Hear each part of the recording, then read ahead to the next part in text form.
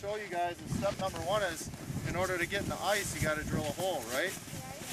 So there's two main ways to drill a hole. Right? The Pied Piper. Here, okay? And then I got to rescue this so it doesn't get tipped over here.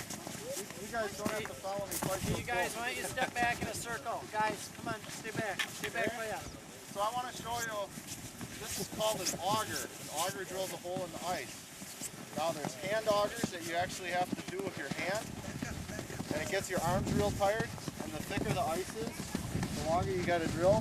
And then there's power augers. Power augers are nicer because you just start an engine and run it. So we'll drill a hole like this, and you guys can all try once I get down here. Before my truck busted through the ice a little bit.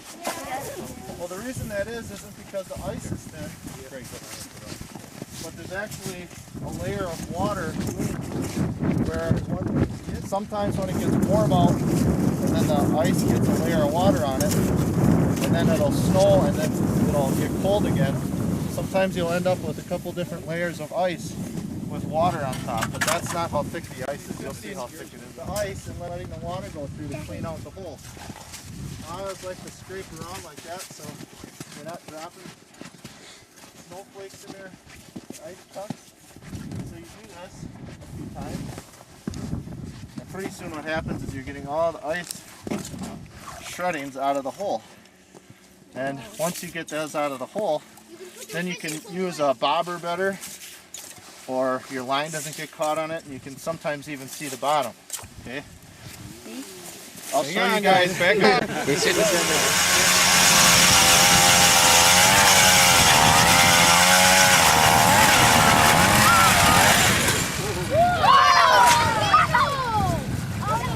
That goes pretty fast when it runs out of it.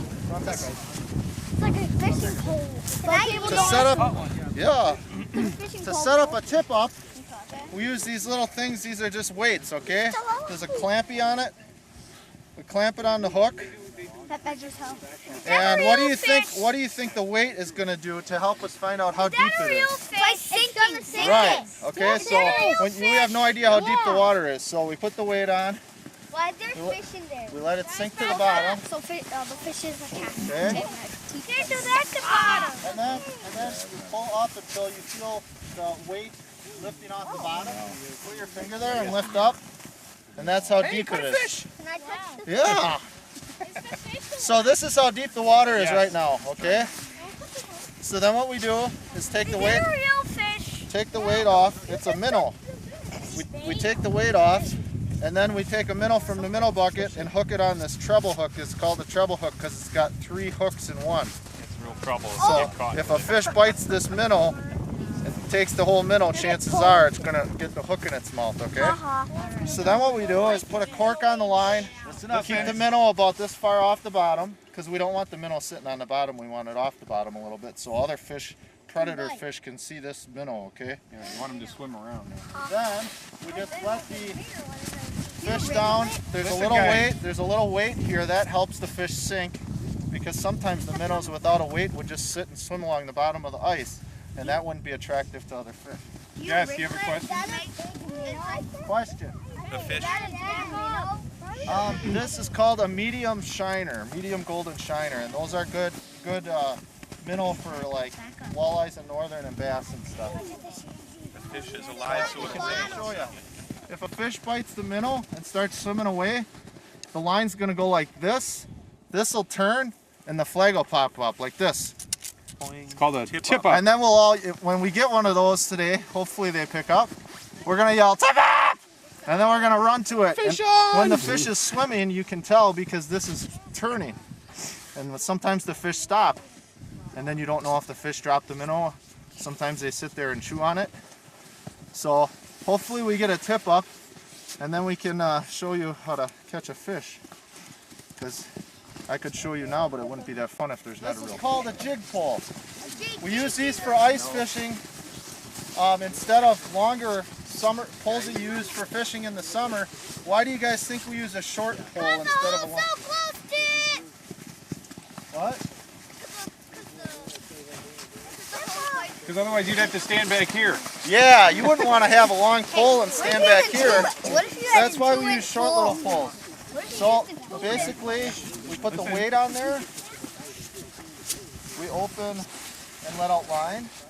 So what are we doing here again like we did with the tip up? We're seeing how deep it is. Correct. So you can you can tell when I'm picking up on the weight. Look at the end of the pole. See? So you just reel down till the tip of your pole hits the water. And you know that's where the bottom is. Right now the weight is flopping in the water. Right now it's on the bottom because the tension went away. So the water here is this deep. It's about as tall as most of you. Okay? Then we just take the weight off of here. Just the perfect way to drown. And then we got to put a bait on here. This is called a jig. It's a little jig. Okay? I'm amphibious. And we want to put a bait on there, and the baits, some type of baits that you use for ice fishing. I have here somewhere. These are called wax worms, okay? They're like little grubs. Sometimes you find these in logs or under rocks during the Oh yeah, I summer. see them. Okay? Ew!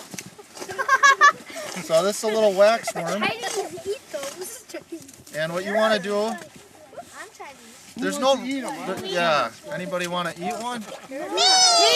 Ah, I would at least fry it over the fire first. There's no right or wrong way to hook you're your bait. man versus wild. Every fisherman probably does it different, but I'll tell you what I like to do. You want to make sure you want to make sure you cover up most of the hook, okay? Because sometimes if fish can see a hook, fish are smart. And if they see a hook, maybe they don't want to bite it. So if you cover the hook decently like this, then I like to do something gross and squeeze this thing and let it squirt out, gross, so it's flat. What that does is it makes this more limp and floppy in the water and looks more lifelike instead of like a stiff worm, right? So now we know that the bottom, when we let this down the hole, you guys, when we let this down the hole, we know that at the end of the pole, the bait's on the bottom, right? So then when you're jigging, you let that down there. And jigging basically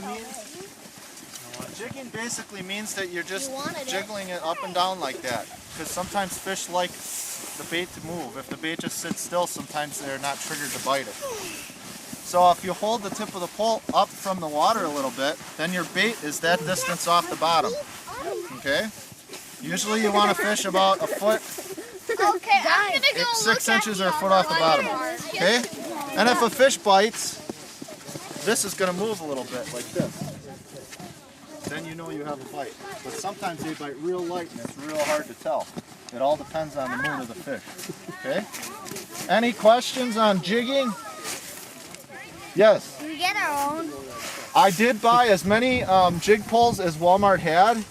So everybody can hopefully get a try, and it's funner if we can find fish. So I will continue.